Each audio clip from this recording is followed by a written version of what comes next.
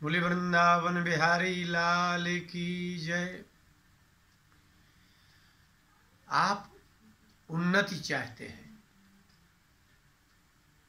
और अच्छी उन्नति चाहते हैं। धन में वृद्धि हो ये आप चाहते हैं, प्रतिष्ठा में वृद्धि हो ये भी आप चाहते हैं। और इतना ही नहीं, आपको तो धन और प्रतिष्ठा ये दो ही की तो वृद्धि चाहते हैं आप। तो सब वस्तुओं की वृद्धि हो, प्रतिष्ठा की वृद्धि हो, लेकिन आप दो वस्तुओं की वृद्धि नहीं कर पाते, एक ज्ञान की और एक भक्ति की। एक MA PhD किया हुआ आदमी कदाचित उसको 5वीं क्लास में प्राइमरी में पढ़ाने को मिल जाए तो उसकी समाप्ति हो जाती है, उसकी विद्या ही समाप्त हो जाती है। कुछ दिन बाद 10वीं क्लास का लड़का अगर पहुंच जाए तो कहता है यार मैं तो भूल गया। तो जो आपको विद्या प्राप्त हुई ना तो उसकी सुरक्षा कर पाए और वृद्धि तो कर ही नहीं पाए। इसका मतलब है कि आप सिर्फ अपनी रोजी रोटी के लिए इतनी विद्या और इतना परिश्रम कर रहे थे, डिग्रियां प्राप्त होने के बाद समाप्त हो गई, स्वाध्याय बंद कर दिया। इसलिए वेदों में कहा स्वाध्यायात मा प्रमदा, स्वाध्याय में प्रमाद मत करो। ज्ञान की वृद्धि स्वाध्याय से ही होती है। अब भक्ति में भी वृद्धि करना है तो आपको क्या करना होगा उसको बढ़ाने के लिए? आपके मान लीजिए हृदय में जन्मजात माता पिता के संयोग से वहां आप में श्रद्धा बढ़ी, भक्ति बढ़ी, मंदिरों में आना जाना प्रारंभ कर दिया, लेकिन आपने कोई वृद्धि नहीं हुई आपकी इस क्रिया में। सिर्फ वो है एक आना जाना और एक व्यवहारिकता हो गई। कोई किसी के यहाँ कथा होती है रिश्तेदारी में तो बोले यार वहाँ कथा हो रही है, जीजा जी के यहाँ जाना है। कथा से कोई लेना देना नहीं है आपको, कथा में प्रेम ही नहीं है। अब जीजा जी कथा करा रहे हैं इसलिए व्यवहार में जाना है, साला कथा करा रहा है, चाचा कथा करा रहा है, तो कथाओं में भी जाना आपने उसको व्यवहार में गिन लिया ना, इसलिए आपके मन में परिवर्तन नहीं हुआ। कितने लोग तो 60-70 साल की आयु के हो गए लेकिन वो कभी कोई परिवर्तन नहीं, मंदिर भी जा रहे हैं, पूजा भी कर रहे हैं। यही स्थिति माताओं की है। इतने व्रत उपवास करने के बाद भी उनके ना तो हृदय में परिवर्तन आया और ना ही मन में परिवर्तन आया, ना आचरण में परिवर्तन आया और ना ही वाणी में परिवर्तन आया। क्या कारण है कि आपकी उपासना में वृद्धि नहीं हुई? उपासना में वृद्धि होती तो आपके आचरणों में पवित्रता आ जाती, आपकी वाणी में शुद्धता आ जाती, सदाचार और आदर सत्कार करना इत्यादि सब कुछ आ जाता। लेकिन आपने एक काम नहीं किया, उसके कारण ये स्थिति जैसी की तैसी बनी हुई है। आपके माता पिता से प्राप्त संस्कार आस्तिकता के हैं लेकिन आस्तिकता बढ़ी नहीं, वृद्धिंगत नहीं हुई। भागवत के 7वें स्कंद के 5वें अध्याय के 23वें श्लोक को देखिए।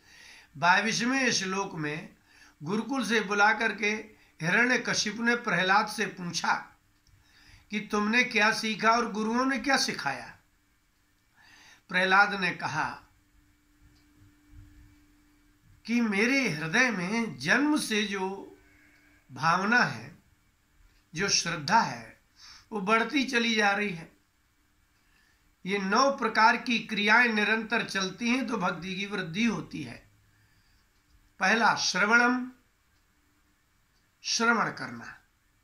भगवान की कथा सुनेंगे तब आपको महत्व ज्ञात होगा। जब हम किसी के पराक्रम का, किसी के गुणों का कथन श्रवण करते हैं तब उसमें श्रद्धा होती है कि भाई वो तो बहुत अच्छा आदमी है। अच्छा, तो आपकी कर्णेंद्रिय, आपके कान व्यक्ति के प्रति श्रद्धा का भाव उत्पन्न करते हैं। जब आप भगवान की कथा सुनेंगे तो उन्होंने भक्तों की रक्षा कैसे की, भक्तों ने पुकारा तो वो कैसे पहुंचे। और इतना ही नहीं, भगवान भक्तों के बुलाने से आते हैं, दुखों को दूर करते हैं और भक्तों के हृदय में जो कामना होती है उसको पूर्ण करते हैं। ये जब आप श्रवण करेंगे तब भगवान के प्रति आपकी श्रद्धा और भक्ति बढ़ेगी और विश्वास बढ़ेगा। फिर आपने कथा में या गुरुजनों से, श्रेष्ठ संतों से श्रवण किया है। कान बहुत कीमती हैं। जो आप सुनते हैं वैसी ही भावना बनती है, जो आप देखते हैं वैसी भावना बनती है। तो भावना प्रधान तो दो ही है, एक नेत्र और एक कर्णेंद्रिय, कान। तो आप जब भगवान के भक्तों की कामना पूर्ण करने की कथाएं सुनेंगे, दैत्यों को मार करके भक्तों की रक्षा की कथाएं सुनेंगे, तो आपको विश्वास होगा कि मेरी भी रक्षा करेंगे। फिर क्या करेंगे? बोले कीर्तनम। जिसके प्रति श्रद्धा हो जाती है उसका आप स्वयं बखान करने लगते हैं, तो वाणी का प्रयोग होने लगता है। आपको जिसके भी प्रति श्रद्धा होगी आप उसकी चर्चा करते हैं घर में। वो आदमी बहुत अच्छा है, उसने एक बार मेरी ये सहायता की थी, वो सहायता की थी। तो वाणी का प्रयोग श्रवण के बाद ही होगा ना। जब आपको सुनेंगे तभी तो कुछ बोलेंगे, कुछ देखेंगे तभी तो बोलेंगे आप। वाणी कुछ नहीं करती। जो सुना है वही वाणी से निकलेगा, जो देखा है वही वाणी से निकलेगा, जो आपने सूंघा है वही वाणी से निकलेगा, जिसका स्पर्श किया है, जिसका संग किया है वो वाणी से निकलेगा। वाणी में कुछ नहीं होता है। अब आप थोड़ा, अब कीर्तन हो गया, वो श्रवणम कीर्तनम। अब आप जब कीर्तन करेंगे तो कीर्तन का मतलब क्या है? उसके यश का बखान करना कीर्तन है, और नाम उच्चारण करना ये कीर्तन है। आप जिसके प्रति श्रद्धा करते हैं उसका बार बार नाम लेते हैं। हमारे गुरु जी ऐसे थे, एक स्वामी जी ऐसे थे, आप उसकी चर्चा करते हैं। फिर इससे भी बड़ी बात सुनिए, श्रवणम कीर्तनम किसका? विष्णु हो, भगवान की कथा का। फिर जब जिसकी चर्चा करेंगे, जिसका श्रवण करेंगे तो स्मरण तो आएगा। तो जब स्मरण अब आया, बुद्धि का काम, बुद्धि का काम स्मृति है, बुद्धि का काम स्मरण करना है, तो बुद्धि भी लग जाएगी वहाँ आपकी, तो आप स्मरण करेंगे। अब जब आपने श्रवण किया है और उसके नाम की चर्चा की है, तो इसके बाद पाद सेवनम, तो निश्चित है कि आप बड़ी श्रद्धा के साथ पूजन करेंगे, उनके चरणों की सेवा करेंगे। फिर अर्चनम, जब आप पूजा करेंगे तो अच्छी से अच्छी वस्तु देंगे, आप लोभ नहीं करेंगे। आप अच्छी से अच्छी अगरबत्ती लाएंगे, अच्छे से अच्छे फल फ्रूट लाएंगे, अच्छे से अच्छा चंदन लाएंगे, अच्छे से अच्छा वस्त्र लाएंगे, अच्छे से अच्छा सिंहासन सजाएंगे, ये अर्चन है। फिर आप भगवान को बार बार वंदना करेंगे।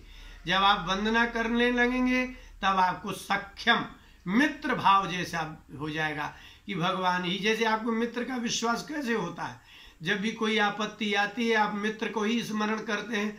भगवान तो कहते हैं सुहृदा सर्वभूतानाम। हे अर्जुन, 18वें अध्याय में उन्होंने कहा कि सुहृदा सर्वभूतानाम हृदय से अर्जुन तिष्ठति। हे अर्जुन, भगवान तो सभी के हृदय में मित्र भाव से रहते हैं। तो आप भगवान को मित्र समझेंगे। जब भी दुख होगा तब आप उनको आवाज लगाएंगे, आप उनको बुलाएंगे, और जब मित्र भाव होगा तो आत्मनिवेदनम, समर्पण हो जाएगा। समर्पण हमेशा बड़े के प्रति होता है, और छोटा यदि सेवा करे तो छोटे के प्रति होता है। देखिए, जो बड़ा होगा वो आपका सहयोग करेगा, आपको आशीर्वाद देगा, आपको परामर्श देगा, उसके प्रति आपको श्रद्धा और विश्वास होगा। और जो छोटा यदि सेवा करेगा तो उसके प्रति स्नेह और प्रेम होगा। तो जिसके प्रति स्नेह प्रेम होता है उसको आत्मनिवेदनम, आत्मसमर्पण हो जाता है। प्रहलाद जी ने कहा भक्ति की वृद्धि के ये 9 कारण हैं, इसी को नवधा भक्ति कहते हैं। आप आश्चर्य करेंगे, श्रीमद् भागवत को पूरा पढ़ डालिए, 18,000 श्लोक हैं, और 18,000वां श्लोक जो बिल्कुल श्रीमद् भागवत का अंतिम श्लोक है, 18,000वां, उसमें व्यास जी ने अंत में एक ही लिखा कि कीर्तन ही भगवान का है, वही सभी प्रकार के दुखों को दूर करता है। प्रणामो सर्व दुख शमनस जो दुख का शमन करने वाला जो भगवान का हरि का नाम ही है। तो संकीर्तन, जब कर्मकांडी लोग पूजन कराते हैं तो बाद में कहते हैं यस्य स्मृत्या च नामोक्त्या तपो यज्ञ क्रियादिषु न्यूनम संपूर्णताम याति सद्यो वंदे तमच्युतम। हे अच्युत, आपका नाम लेने से, यस्य स्मृत्या च नामोक्त्या, जिसके स्मरण करने से और नाम लेने से, न्यूनम संपूर्णताम याति, जितनी पूजा में, विधि में, मंत्र में कोई न्यूनता होती है वो संपूर्णता में परिवर्तित हो जाती है। अब आप क्या कर रहे हैं? क्या आप श्रवण कर रहे हैं? श्रवण नहीं कर रहे, आप श्रवण ही तो नहीं कर रहे हैं। अब आप जैसे टीवी में कथाएं आती है तो कोई काम भी करते रहते हैं, टीवी तेज कर दी, इसको श्रवण कहते हैं। आपकी बात यदि आपका पुत्र, पत्नी, पति यदि बैठ के बात नहीं सुनता है तो आपको कैसा लगता है? आप कहते हैं भाई मेरी बात तो पहले ध्यान से सुनो। यदि दूसरी क्रिया करता हुआ व्यक्ति आपकी बात सुनता है तो आपको बुरा लगता है कि आप मेरी बात ही नहीं सुन रहे, मेरी बात तो सुनो। अर्थात सभी क्रियाओं को बंद करके, बोलना भी बंद करके जब व्यक्ति सुन सकता है, यदि बोलेगा तो सुन नहीं सकता, सुनेगा तो बोलेगा नहीं। तो श्रवण का तात्पर्य ये है कि वह जो व्यक्ति है अपनी सारी क्रियाएं बंद कर दे, मात्र श्रवण करे। नेत्र भी बंद कर ले, जिह्वा भी बंद कर ले, वाणी का शब्द बंद हो जाएगी, मात्र कान खुले होंगे और कोई क्रिया ही नहीं होगी। अब इसको कह देंगे श्रवण। अब श्रवणम और फिर कीर्तनम क्या है? जो भी व्यक्ति उनका आएगा, जब आप वार्ता किससे करते हो, किसी की प्रशंसा किससे करते हो? जो उसके ही उसको भी जानता हो और आपको भी जानता हो, उसी की तो आप करेंगे। और किसकी, किससे चर्चा करेंगे? तो भगवान की चर्चा भगवान के भक्तों से ही करेंगे आप। ऐसे व्यक्ति की आप चर्चा करते हैं, ऐसे व्यक्ति से चर्चा करते हैं जो उसके प्रति भावना, सद्भावना रखता हो। अच्छा, आप बुराई भी करते हैं तो किससे? जो उसका शत्रु हो और आपका भी शत्रु हो।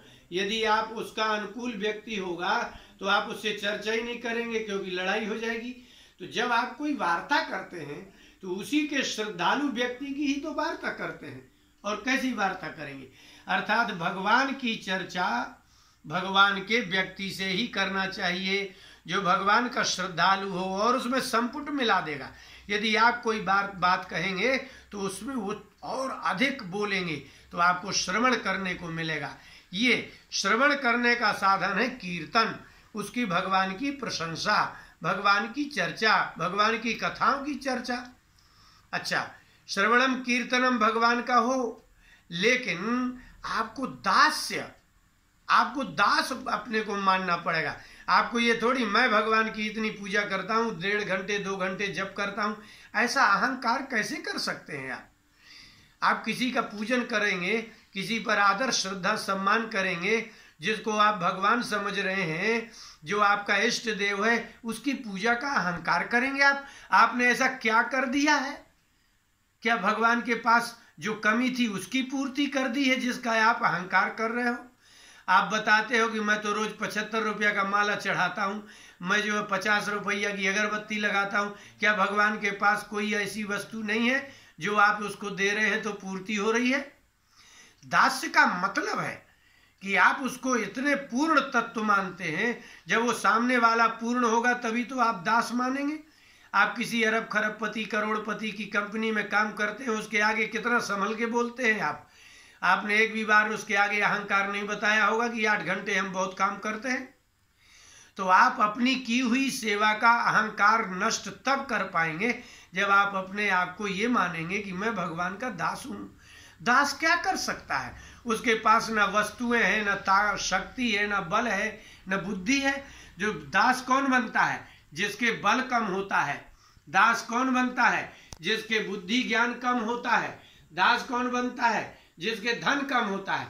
अर्थात भगवान से ही धन प्राप्ति होगी, भगवान से ही शक्ति प्राप्ति होगी, भगवान से ही आत्मबल बढ़ेगा, भगवान से ही विश्वास बढ़ेगा। ये इसी प्रकार इसको कहते हैं दास्य भक्ति। जब आप अपने आप को दास मान लेंगे तो आत्मनिवेदनम, आप समर्पित हो जाएंगे। समर्पित कब होंगे? जब आप तुलसीदास जी जैसा कह दे कि बल बुद्धि विद्या देहु मुहि हरहु कलेश विकार। हनुमान जी से कह रहे हैं कि न मेरे बल है, न बुद्धि है, न विद्या है, मैं आपका चरित्र वर्णन कैसे कर सकता हूँ। तो आत्मनिवेदन होता ही जब है जब अहंकार नहीं होगा। आपको अपने अर्चनम वंदनम, अर्चन क्या है? पूजन करना है। तो आप अपने घर में कोई रिश्तेदार आता है तो जो आप नहीं खाते हैं वो उसको खिलाते हैं, जैसे में आप नहीं सोते हैं वैसे में सुलाते हैं, जैसे में आप नहीं बैठते हैं वैसे में बैठाते हैं। ये है अर्चन बंधन। श्रेष्ठ जिसको हम मानते हैं उसको अपने से अच्छी वस्तु प्रदान करते हैं। हम जिस चद्दर में नहीं बैठते तुरंत चद्दर बदल देते हैं, साफ सफाई कर देते हैं, उसको अच्छे से अच्छा भोजन पकवान बना करके खिलाते हैं, क्योंकि आपने उसको श्रेष्ठ स्वीकार कर लिया है। लेकिन आप इतने दिनों से पूजन भक्ति कर रहे हैं, लेकिन अभी तक आपने भगवान का दास नहीं मान पाया अपने को, और भगवान को श्रेष्ठ नहीं मान पाया, इसीलिए आप में परिवर्तन नहीं हुआ। अच्छा, अब भगवान नारायण का जब आप कथा श्रवण करेंगे और उसका यश गान करेंगे, कीर्तन करेंगे, पाद सेवनम, पाद सेवन क्या है? ये उनके चरणों की सेवा करना।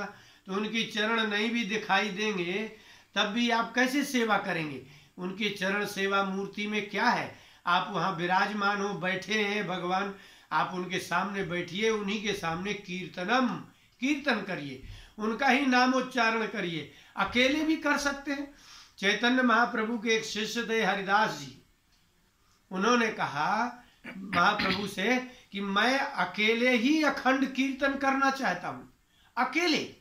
चैतन्य महाप्रभु जी ने कहा अकेले करेंगे तो मल मूत्र के त्याग के लिए तो उठेंगे, अगर मल मूत्र का त्याग करेंगे तो आप उतनी देर मौन रहेंगे, उतनी देर मौन रहेंगे तो संकीर्तन कैसे करेंगे आप?